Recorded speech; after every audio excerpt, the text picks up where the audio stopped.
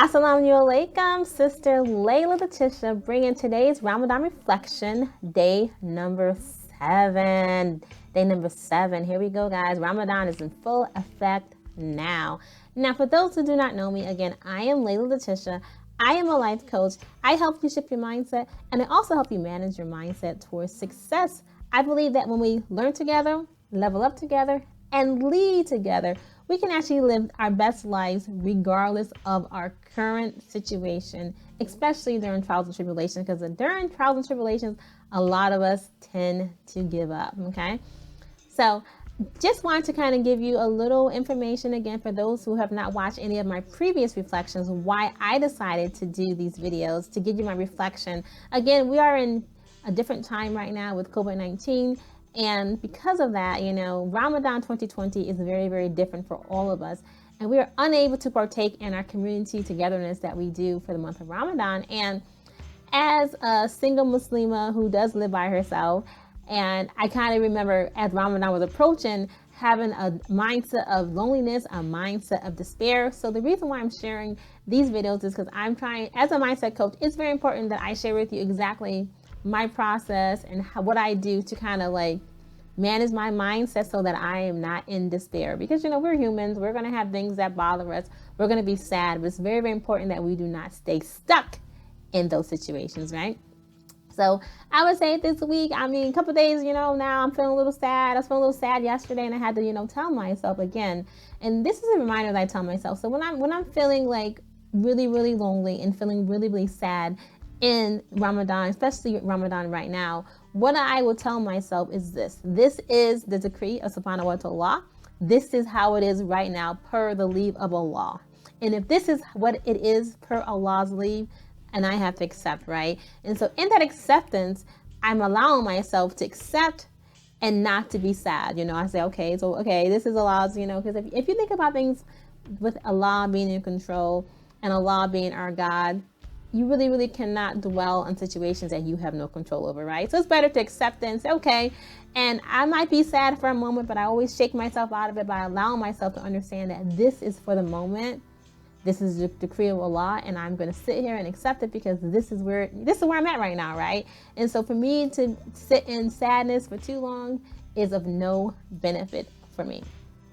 So today's reflection, what we're going to talk about today is our relationship with Al-Kitab, the Quran, okay? Now, it's very, very important during the month of Ramadan that we actually have a strong relationship with our book, okay? This is the mother of all books. This is the book that confirms the Torah, the books that confirms the Injil, the books that confirm the Psalms. This is the mother of all books, and it is important that we have a strong relationship with this book. My only wish is that I wish that I was a better reciter of Arabic and a better of understanding it, because I feel like I lack so much because I am not the best reciter, and that I'm just, I have not been able to learn the Arabic language. And inshallah, I always understand that if I ask Allah, He'll make it easier for me to learn. So, I say, Ya Allah, please make me learn in Arabic and improve my recitation. Right? But again, so throughout these last couple of days, I've been seeing all these challenges. The juice challenge, right? The juice challenge. Read a juice a day, right? So if we stay in course and reread a juice every single day, then we'll finish reading this great book, right? So I encourage everybody to partake in this Ramadan juice challenge. Make sure that you're reading one juice a day. If you're like me, you're reading about 2 a day, and you're actually going to complete the Quran and start reading it again. Because typically every year I like to be ahead of the game, and I like to be ahead of the game so I can actually start reading the Quran again. Also, when you're reading your Quran, make an intention, of course, that you are asking subhanahu wa ta'ala to open your ears to knowledge so that you can understand more. So every time I, read Al-Kitab, the Quran, thankfully I ask for understanding and better understanding than before. And, I feel like every time I read the Quran, my connection grows even stronger to this great book. Now, you guys know that I never ever like to end a reflection without reading something from this great book, right? This great book, our book, the mother of all books, right? So we're on juice number 7, I believe. And so I'm going to read a couple ayahs from Surah 7, the heights, or Araf. I think that's how you say it. My Arabic is not the best, but I am going to, with Allah's help, I am going to improve with the Arabic. And so I'm going to read a couple ayats from Surah 7. And the reason why I'm picking these particular ayats is because it's about Shaitan's arrogance, and Allah does not like those who are arrogant, right? Now think about people that you've met in your own personal life, right? And have you met someone and, you know, like, oh gosh, you're like in awe of them and like they're so smart, and it's like, wow, you're like there, right?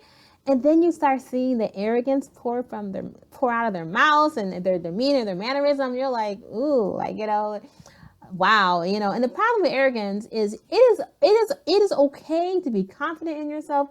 It is okay to have all the confidence and belief in yourself. But what is not okay, where where there may be a little problem, is that sometimes people who are very arrogant, in order for them to maintain their arrogance, their high level of self, sometimes they may demean other people by putting them down so that they feel good, right? So be very careful of arrogance, okay? And we know what happens with arrogance and how subhanahu wa ta'ala does not like the arrogant.